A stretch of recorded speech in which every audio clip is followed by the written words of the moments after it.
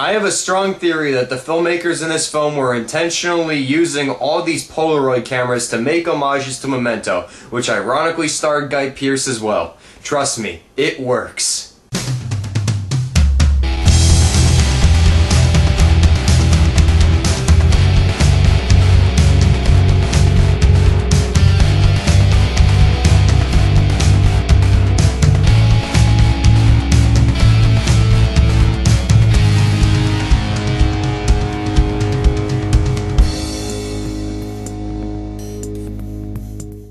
Don't Be Afraid of the Dark is the latest horror film from the Guillermo del Toro horror film factory, which stars Guy Pearce, Katie Holmes, and Bailee Madison as this family that moves into a house that has a very haunted past. The daughter, played by Bailee Madison, begins to search around the house, and she soon becomes intertwined with all these different gnome-like creatures that want her teeth, which it's a weird explanation that they give, so I'm just not going to go too far into it. I was really looking forward to Don't Be Afraid of the Dark because this looked like this could be one of the scariest movies of the year, especially for the fact that it was rated R and that Guillermo del Toro was saying that this movie is going to scare everybody senseless because of how much they had to push the R rating for the scariness factor. But since I finally saw it tonight, I gotta say that it wasn't really completely that. It was kind of more a little bit of a thriller and suspense than a true horror movie. The acting in this movie was very average at best. Guy Pearce, all that he really does in this movie is just not believe everything that his daughter says. We've seen this character hundreds of times,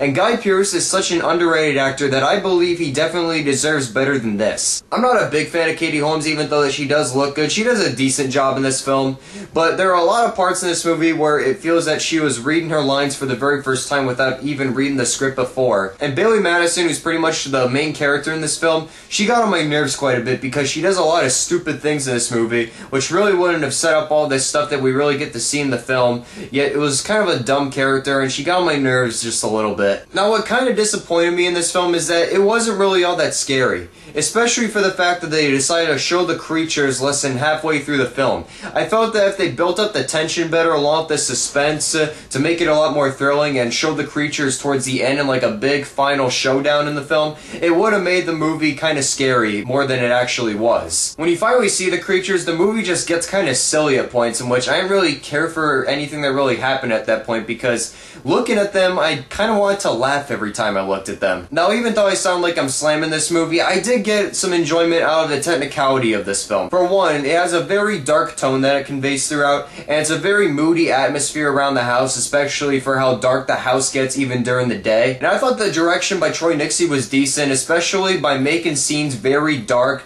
especially to play off the title because a lot of scenes are very dark in this movie. Sometimes even too dark though because you can't see everything that's happening, but it really does a good job at playing off the title to surprise for that. And I'll admit, I did jump one or two times in the film from the scares, but it really isn't all that scary. Like, when it feels like it's about to get something, it just cuts to the next scene sometimes.